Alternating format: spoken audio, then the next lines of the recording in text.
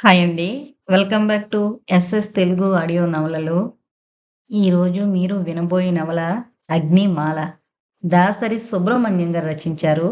ఇది జానపద నవలండి. ఇక నవలలోకి వెళ్ళిపోదాం. అర్ధరాత్రి రెండవ జాము.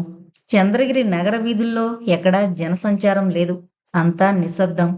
కాపలా భటులు అప్పుడప్పుడు చేసే హెచ్చరికలు మాత్రం ఆ నిశ్శబ్దాన్ని భంగపరుస్తున్నాయి. అలాంటి రాత్రివేళ నవభోజ మహారాజు ఆస్థానంలో ప్రముఖులైన ముగ్గురు మిత్రులు తమలో ఒకడైన అగ్నిపాలుడనే మిత్రుడి ఇంట చేరి ఒక ముఖ్య విషయం గురించి సంభాషించుకుంటున్నారు. ఓ బలా, నువ్వు చెప్పేదే నిజమైతే ఇది అన్ని విధాల ప్రభువులకు మనక్లేశం కలిగించే వార్త, అందులో సందేహం లేదు అన్నాడు అగ్నిపాలుడు. ఓబలరాజు, ధర్మపాణి, జయసింగు ముఖాముఖాలు చూసుకున్నారు.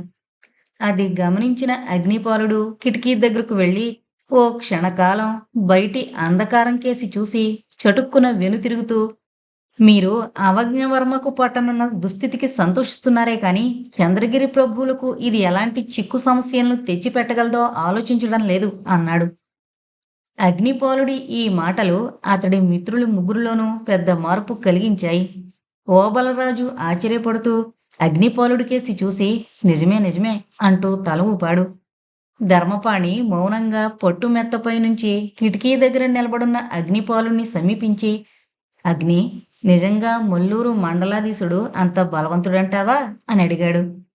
అతని బల దర్పాల గురించి, శౌర్య సాహసాల గురించి నేను కొత్తగా చెప్పవలసిందేమీ లేదు. జయసింగుకు ఏమీ జ్ఞాపకం ఉన్నా లేకపోయినా కనీసం ప్రాణగండాలన్నా గుర్తుంటాయనుకుంటాను. 5 సంవత్సరాల నాటి మాట గుర్తుందా జయసింగ్ అన్నాడు అగ్నిపాలుడు. జయసింగ్ ముఖం వివర్ణమైంది. అతడు అగ్నిపాలుడు కేసి అనుమానిస్తున్నట్టు ఒక చూపు చూసి, ఇందూరు యుద్ధం సంగతి ఈ క్షణాన నువ్వు గుర్తు చేయనవసరం లేదు అగ్ని. ఆనాటి అవమానం నేను జన్మ జన్మలకు మరిచిపోలేను అన్నాడు.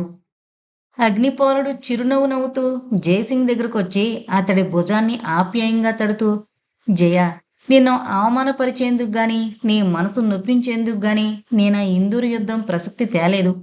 మన ప్రభు నవభోజుడు ఆ మల్లూరు మండలాధీశుడి స్నేహాన్ని అంతగా ఎందుకు కాంక్షిస్తున్నాడో చెప్పేందుకే ఆ సంగతి తేవలసొచ్చింది అన్నాడు. ధర్మపాణి ఆ మాటలకు అయిష్టంగా తలాడిస్తూ, నిజంగా మల్లూరు మాండలికుడు అంత బలశాలయుండి అతన్ని మన ప్రభు స్నేహితుణ్ణి చేసుకోదలిస్తే అందుకు అవజ్ఞవర్మ ఎన్నిక సరైంది కాదు. నా ఉద్దేశం, ఆ మండలాధీశుణ్ణి అవమానపరిచేందుకే మన ప్రభువు అవజ్ఞవర్మను అక్కడకు పంపు ఉంటాడని అన్నాడు. ఆ అంచనా సరికాదు పాణి. కృష్ణకు అవతల జరుగుతోన్న అల్లకల్లోలాలు, అరాజకం గురించి బహుశా నీకు అంతగా తెలుసుండదు అన్నాడు అగ్నిపాలుడు. సర్వం తెలుసు. నేనంత అమాయకుడనుకోక అగ్ని అన్నాడు ధర్మపాణి. మిగతా ఇద్దరు మిత్రులకేసి ప్రశ్నార్థకంగా చూస్తూ, నేనివాళ ఉదయమే నవభోజ ప్రభువులతో మాట్లాడాను. కాలభోజుడు రాష్ట్ర కూటముల నుంచి సహాయం పొందడంలో కృతకృత్యుడవడమే కాదు, చాళుక్య చంద్రనాభుడు కూడా అతడి వైపే మొగ్గుతున్నట్టు ప్రభువులు అనుమానిస్తున్నారు. అలా జరిగినప్పుడు మన రాజ్యపు ఎల్లలకు వారికి మధ్య ఉన్నది మల్లూరు మండలం మాత్రమే. మనం కృష్ణానదిని దాటి వారిని ఎదిరించాలన్నా, వారు మన మీద దాడి చేయాలన్నా సుగమమైన మార్గం మల్లూరు మండలంలో నుంచే కదా. ఈ పరిస్థితుల్లో ఇరుపక్షాలకు మల్లూరు మండలాధీశుడి స్నేహం ఎంత అవసరమో నేను మరీ మరీ నొక్కి చెప్పనవసరం లేదు అన్నాడు అగ్నిపాలుడు. ఓబలరాజు తల వంచుకుని పట్టుమెత్తపై మునివేళ్లతో తాళం వేసాగాడు. ధర్మపాణి కనుబొమ్మలు ముడిచి కదులుతున్న దీపస్తంభపు నీడకేసి దృష్టి సారించాడు. జయసింగ్ ఒక్కడే నిర్వికారంగా అగ్నిపాలుడి కళ్ళలోకి సూటిగా చూస్తూ, వినండి, నేనొకటి చెప్పబోతున్నాను. అది ప్రభువుల వారిని తృణీకరించడంగాను భావించమనుకుంటానగ్ని అన్నాడు. అగ్నిపాలుడు నవ్వి ఓ త్రుటి కాలం జయసింగ్ మనోభావాల కోసం అతన్ని పరీక్షగా చూసి, జయసింగ్, నేను నవభోజ ప్రభువుల ఆశ్రయం సంపాదించిన చిన్న సామంతరాజును. నువ్వాయన సేనాపతుల్లో ఒకడివి, ముఖ్యుడివి. ఓబలరాజు ఆయన ఆంతరంగిక మిత్రుడు. ఇక ధర్మపాణి సంగతి చెప్పనే అవసరం లేదు. వయసులో మనకన్నా 1-2 ఏళ్లు చిన్నవాడైనా అనేక యుద్ధాల్లో ఆరితేరిన గండర గండడు. ఇలాంటి వాళ్ళు ఎంతమంది ఇక్కడ ఉండగా ప్రభువులకు ఏమైనా చెబుతానేమోనని నా ఒక్కడి గురించి నీకెందుకా భయం కలిగింది అన్నాడు. మా అందరికన్నా నువ్వు ఆయనకి ఎక్కువ ఆప్తుడివి, మిత్రుడివి అన్నాడు జయసింగ్. దాన్ని మేమిద్దరం బలపరుస్తున్నాం అన్నారు ధర్మపాణి, ఓబల్ రాజులు. అలా అయితే ప్రభువులను నువ్వు ఏమాత్రం తృణీకరిస్తూ మాట్లాడినా బహుశా ఆ సంగతి నేనాయనకు చెప్పొచ్చు. అప్పుడు నీ తల అంటూ అగ్నిపాలుడు హస్తాన్ని ఏటవాలుగా పెట్టి గాలిలోకి కత్తి విసిరాడు. అగ్నిపాలుడి చర్య అందరికీ నవ్వు తెప్పించింది. జయసింగ్ అంతలోనే నవ్వాపుకుని, అగ్ని, నేను ప్రభువులను మరేమీ నిందించడం లేదు. అంత బలవంతుడు, శక్తివంతుడు అయిన మల్లూరు మండలాధీశుని ఏకైక పుత్రికను వివాహమాడి అతన్ని మనకు అనుకూలుడిగా చేసుకునే పని అవజ్ఞవర్మ వంటి పొగరబోతుకు, బుద్ధిహీనుడికి ఒప్పజెప్పవలసింది కాదు. ఈ ఎన్నికలో ప్రభువులు చాలా పెద్ద పొరపాటు చేశారు. ఇది నేను చెప్పదలుచుకుంది అన్నాడు. ఈ అనుమానం ధర్మపాణి ఇంతకు ముందే వెలువరించాడు. కాని అతడి అభిప్రాయంలో ప్రభువులు మల్లూరు మాండలీకుణ్ణి అవమానపరచాలని అలా చేశారని, కాని అది సరికాదు. అవజ్ఞవర్మను ఆయన ఎన్నుకోవడంలో ఆయన ఔచిత్యం లేకపోలేదు. అతడు మనందరికన్నా కామిని హృదయాపహరణ కార్యంలో ఆరితేరినవాడు. మనమంత అనుభోగ్యులం కాదు అన్నాడు అగ్నిపాలుడు. అగ్ని, అవజ్ఞవర్మ వార వనితా హృదయాధినేత అన్న సంగతి ఈ చంద్రగిరి వాసులందరూ ఎరుగున్నారు. కాని ఇప్పుడతను వెళ్ళి అవమానంతో తిరిగొచ్చిన కార్యం అలాంటి వారితో సంబంధించింది కాదు. హైహేయ వంశస్థుండనే గర్వమే కాక ఇప్పుడు ఇందూరు యుద్ధంలో నవభోజ ప్రభువు సేనానినే ఓడించానన్న బెంకం కూడా మల్లూరు మాండలికునుకున్నది. ఇక ఆయన అనుజ్ఞ పుత్రిక వకుళామాల సౌందర్యాన్ని గురించి మనమందరం వినే ఉన్నాం. అలాంటి కన్య పాణిగ్రహణం కోసం పోవలసిన వాడేనా ఈ అవజ్ఞవర్మ అన్నాడు ధర్మపాణి తీవ్రంగా. అగ్నిపాలుడు ఆ ప్రశ్న వెనుకున్న సత్యాన్ని, ధర్మపాణి ఉద్వేగాన్ని గుర్తించుకోడా. అయితే ఆ కార్యసాధనకు అవజ్ఞవర్మ కన్నా తగినవాడెవడని నీ అభిప్రాయం అని అడిగాడు. నా గురించి నేను చెప్పుకోవడం మర్యాద కాదు, అవునా అంటూ ధర్మపాణి మిత్రుల ముఖాలకేసి ఓసారి పరీక్షగా చూసి, అగ్ని, నువ్వున్నావు, 30 ఏళ్లైనా నిండని యువకుడివి, ఒక సంస్థానాధిపతివి. నీ అందచందాల గురించి, సహృదయత గురించి మొత్తం రాజ్యంలో తెలియని వారు లేరు. ఇక నీ శౌర్య సాహసాలు, కత్తియుద్ధంలో నీ నైపుణ్యం ప్రభువుల మన్ననలనే కాక కవి పండితుల దృష్టిని కూడా ఆకర్షించాయి. నిజంగా నవభోజ ప్రభువులు వకుళమాలతో తన ఆశ్రితుడికి వివాహం జరిపించడం ద్వారా ఆమె తండ్రిని తన పక్షానికి తిప్పుకోదలిస్తే అందుకు నీకన్నా అర్హుడెవరు లేడు అన్నాడు. అగ్నిపాలుడు కొంచెం కళవళపడ్డాడు. తన ప్రశ్నకు అంత సూటి మాటలతో జవాబొస్తుందని అతడు ఊహించలేదు. ఈ కారణం వల్ల అతడు వెంటనే ప్రత్యుత్తరం ఇచ్చేందుకు తటపటాయించాడు. ధర్మపాణి 1-2 క్షణాలాగి మళ్ళీ, సవ్యసాచినని, అభినవ అర్జునుడని, వల్లమాలిన అహంకారంతో విచ్చలవిడిగా అందరినీ అవమానించపూనుకున్న జగ్గరాజును యుద్ధంలో నీ కత్తికి ఎరచేశావు. ఆ కీర్తి ఒక్కటే చాలు నీకు, ఎంత కూలిన కన్యనైనా వధువుగా చేసుకునేందుకు అన్నాడు. జయసింగు, ఓబలరాజు అవును అన్నట్లుగా తలలూపారు. అప్పటికి అగ్నిపాలుడు తెప్పరిల్లాడు. అతడు ధర్మపాణికేసి కృతజ్ఞత ఉట్టిపడేలా చూస్తూ, పాణి, నీ మాటలు నిజంగా నాకెంతో ఆనందాన్ని కలిగించాయి. కాని కత్తి యుద్ధంలో అజేయుడనిపించుకున్న ఆ జగ్గారావుతో ఏ కారణం వల్ల నాకు శత్రుభావం కలిగిందో కూడా అందరికీ తెలిసిందే. ఒక వారకాంత కోసం మేం కత్తులు దూసుకోవడం, అతన్ని నేను వధించడం నాకదేమంత గౌరవప్రదమైంది కాదనుకుంటాను అన్నాడు. అది వారి వారి మనఃప్రవృత్తిని బట్టి గౌరవప్రదమో అగౌరవ కారణమో అవుతుంది. జగ్గరాజు ఒక విధంగా లోక కంటకుడు.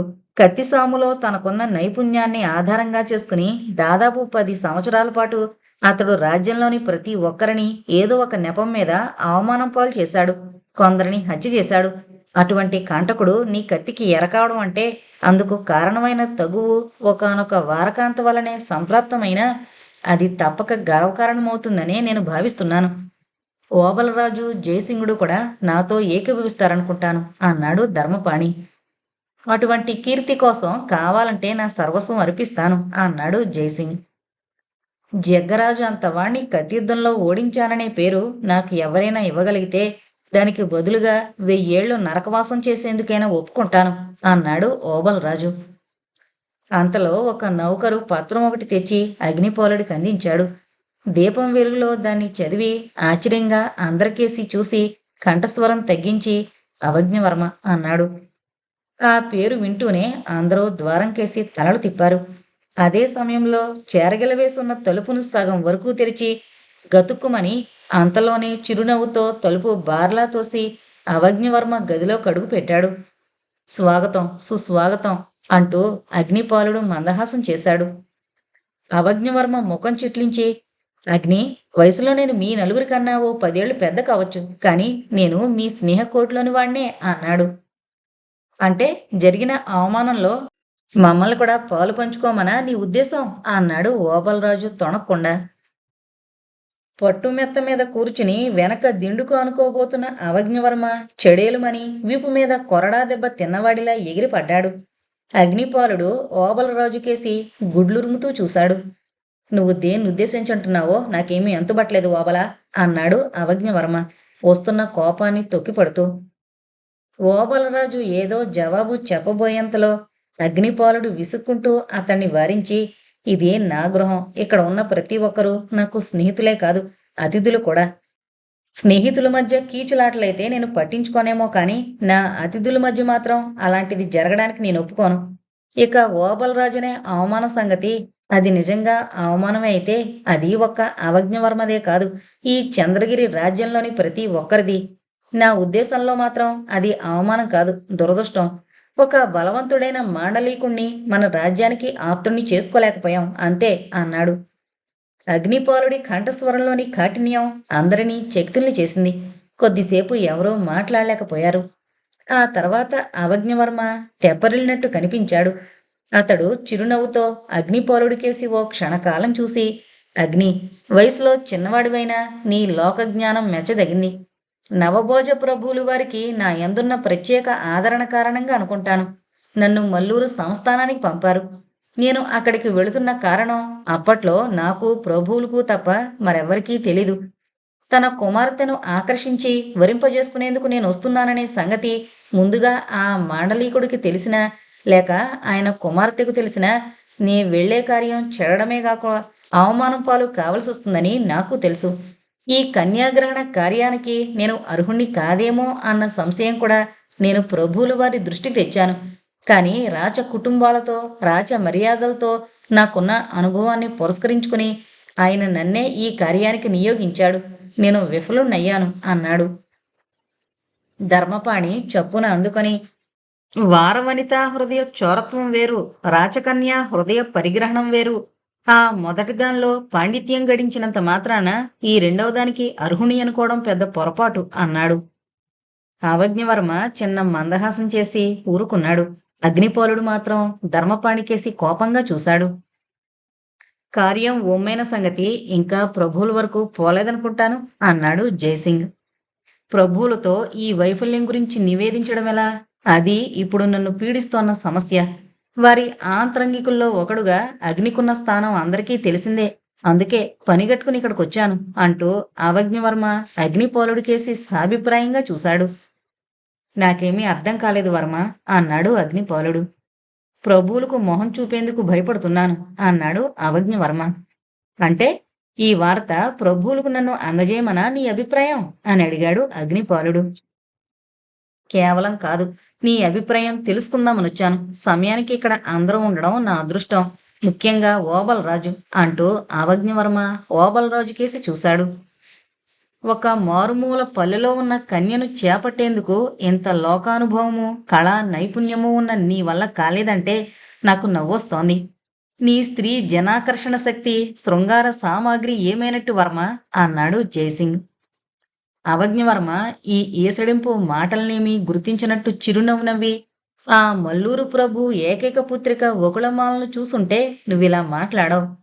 స్త్రీ జనాకర్షకమని మనం భావించే ఏ సాధన సామాగ్రి ఆమెను కదిలించలేవు. నేను మహారాజాదిరాజైన నవభోజుని ఆంతరంగిక మిత్రుణ్ణని చెప్పుకున్నా ఆమెకు చీమ కుట్టినట్టయినా కాలేదు. అసలు ఆమెకు స్త్రీ సహజమైన వాంఛలున్నవా అనేది కూడా నాకు సందేహమే. ఆమెను హిమాలయాల నుంచి జారిపడిన మంచు ముద్దతో పోల్చొచ్చు అన్నాడు. ఆ మంచు ముద్దను కరిగించగలిగేది అగ్ని ఒక్కటే. అగ్నిపాలుడు నెరవేర్చవలసిన కార్యాన్ని నీ నెత్తికెత్తుకోవడం అంత బుద్ధిమంతనం కాదు అన్నాడు ఓబలరాజు. అవజ్ఞవర్మ ఏమాత్రం చలించలేదు. చూద్దాం, ప్రయత్నించమను అని ఊరుకున్నాడు. పందెం అంటూ ఓ బలరాజు ఆసనం మీద నుంచి లేచి నిలబడ్డాడు. నా సంస్థానం అన్నాడు అవజ్ఞవర్మ తాపీగా. చాలు చాలు ఆపండి అంటూ అగ్నిపాలుడు ఓబలరాజు అవజ్ఞవర్మల ముందుకొచ్చాడు. అతని కళ్ళు ఓసారి అవజ్ఞవర్మను ఓబలరాజును నకసిక పర్యంతం పరీక్షించి చూశాయి. చివరికి అతడు తీక్షణంగా అవజ్ఞవర్మకేసి చూస్తూ, అవజ్ఞవర్మ, ఇప్పుడు నువ్వు మాట్లాడిన తీరులో విజ్ఞత ఆవగింజంత మాత్రం కూడా లేదు. ఈనాటి రాజ్య పరిస్థితులు నీకు తెలియనివి కావు. ఇప్పటికే ఉత్తర సరిహద్దుల్లో అరాజకంతో పాటు మనకు కాలభోజుడికి మధ్య చిన్న చిన్న యుద్ధాలు కూడా జరుగుతున్నాయి. చంద్రగిరి రాజ్యానికి తనే న్యాయమైన వారసుండనే కాలభోజుడి వాదంతో మనం ఏకీభవించకపోయినా మన రాజ్యాన్ని సర్వనాశనం చేయాలని చూస్తున్న చాళుక్యులకు, గాంగులకు అందులో న్యాయం కనపడచ్చు. వాళ్ళు కాలభోజుడికి చాటుగా అప్పుడప్పుడు సహాయం చేస్తున్నారు. కానీ వారు మన రాజ్యపు టెల్లలు దాటాలంటే మల్లూరు మండలం నుంచి ఉన్న మార్గమే శరణ్యం. అందుకు తప్పనిసరైతే వాళ్ళు ఇతర మార్గాలు కూడా ఆలోచించొచ్చు. ఇలాంటి విషమ పరిస్థితుల్లో మల్లూరు మండలాధిపతి మనకెంతో సహాయకారి. కానీ కాలభోజుడికి ఆయనకి ఎక్కడో దూరపు చుట్రకం ఉన్నట్టు వింటున్నాం కనుక దాని ప్రభావం అతడి మీద పనిచేయకుండా చెయ్యాలంటే అతని ఏకైక పుత్రికైన వకుళమాలను మన ప్రభువులపై భక్తి ప్రపత్తులున్న వారెవరైనా వివాహమాడడం రాజ్యానికి క్షేమకరం. ఆ పని సాధించేందుకు ప్రభువుల దృష్టి నీ మీద ప్రసరించి ఉండొచ్చు గాని నీలోనే గనక నమ్రత, నిరహంకారత లేసప్రాయంగా ఉన్నా అందుకు నువ్వు అంగీకరించేవాడివి కాదు. నీ దురహంకారం, నిర్లజ్జతే నిన్ను ఆ అవమానం పాలు చేసింది. అంతేకాక రాజ్యానికి కూడా తీరని హాని కలిగించింది అన్నాడు. ఓ నిమిషకాలం అంతా నిశ్శబ్దం. ఎవరూ మాట్లాడలేదు, కదల్లేదు. ఆఖరకు అవజ్ఞవర్మ అగ్నిపోలుడికేసి ఓరచూపులు చూస్తూ, అవును, నేను నా ఓటం వల్ల చంద్రగిరి రాజ్యానికి కూడా చాలా నష్టం కలిగించాను. కానీ నాకన్నా స్ఫురద్రూపం, సంపద, కీర్తి ప్రతిష్టలు ఉన్న నువ్వు నీ ప్రభుభక్తి, దేశభక్తి ప్రోత్సాహంతో అయినా ఆ మల్లూరు మండలాధీశుని కుమార్తెను వరింపజేసుకుని వివాహమాడి అతడిని నవభోజ ప్రభువుకు హితుణ్ణిగా చేయడం మంచిది. ఇందులో నీకు దేవకన్యను పోలిన వకుళమాల సహధర్మచారిణి అవడమే కాక నా సంస్థానం, ప్రభువుల కృతజ్ఞత కూడా లభించే అవకాశం ఉంది అన్నాడు. అగ్నిపోలుడికి అవజ్ఞవర్మ గొంతులోని కాఠిన్యం, చేతనైతే నాతో పందెమై నేను తయారే అన్న ధోరణి చాలా కోపం తెప్పించాయి. అయినా అతడు కోపావేశాన్ని తొక్కిపెట్టి, అవజ్ఞవర్మ, కావాలంటే నీతో ఈ విషయంలో తప్ప మరిందులోనైనా పందెం వేయగలను.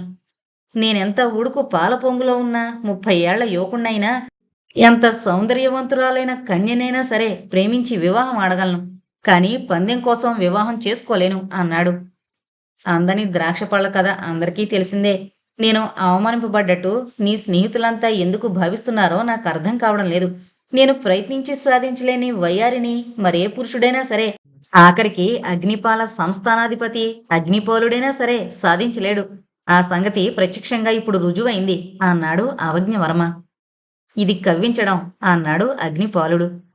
కేవలం ఉబుసుపోని మాటలవి, వాచాలత అన్నాడు ఓబలరాజు. అవజ్ఞవర్మ ఓబలరాజుకేసి కోరగా చూశాడు. తా చెడ్డకోతి శివశివ అన్నాడు ధర్మపాణి. జయసింగ్ దిండు మీద చేరగిలబడి అహా అంటూ పొట్ట చెక్కలయ్యేలా నవ్వసాగాడు. అవజ్ఞవర్మ అందరికేసి నిప్పులు చెరిగే కళ్ళతో ఓ మారు చూసి గోటితో మీసంగిటుతూ, ఇది విదూషకుల గోష్ఠి కాదనుకుంటాను. అదే నిజమైతే పోటు మాటలతో పనిలేదు. ఇక్కడ మగటిమి ఉన్నవాడు ఎవడైనా ఉంటే నా సంస్థానాన్ని ఒడ్డుతున్నాను. మల్లూరు యువరాణి వకుళమాలను భారీగా చేపట్టండి అన్నాడు. ఆ మాటలతో అగ్నిపాలుడు అగ్గి పిడుగులయ్యాడు. అతడు క్రోధావేశం వల్ల వణుకుతున్న కంఠస్వరంతో ఇలా అన్నాడు. అవజ్ఞవర్మ, చేతగానితనంలో పాలు పంచుకుని ఆ విధంగా నవభోజ ప్రభువుల్లో నన్ను కించపరచడానికి నువ్వు ఎత్తేసుకొచ్చినట్టు ఇప్పుడు నేను గ్రహించాను. ఈ ప్రక్రియకు ఓబలరాజు దుందుడుకు స్వభావం బాగా సహకారయింది. సరే, ఇప్పుడు జరిగిపోయిందేమీ లేదు. నేను పందెం వడ్డడానికి తయారుగా ఉన్నాను. మల్లూరు మండలాధీశుడి కుమార్తె వకుళమాలను నేను భారీగా స్వీకరించలేకపోతే నా సంస్థానం నీ పరం చేస్తాను. ఒకవేళ నేను ఆమెను భారీగా తేగలిగితే నువ్వు వడ్డగల పందెమేమిటి? ఇంతకుముందే చెప్పాను, నా సంస్థానం నీ పరం చేయడానికి సిద్ధం అన్నాడు అవజ్ఞవర్మ తొణకుండా. అది పేరుకు సంస్థానం, అయినా అంగీకరిస్తున్నాను. కానీ ఒక మాట, వకుళమాల విషయమై మనం పందెం వేసుకున్నట్టు నవభోజ ప్రభువులకు తెలియకూడదు. అందుకు అంగీకారమేనా అన్నాడు అగ్నిపాలుడు నిరభ్యంతరంగా. కాని నీ స్నేహితుల మాటేంటి? వారు ఆయనతో చెప్పవచ్చు కదా అన్నాడు అవజ్ఞవర్మ ఎంతో యావగింపు కనపరుస్తూ. ఇది చాలా లజ్జాకరమైన పందెం అన్నాడు జయసింగ్.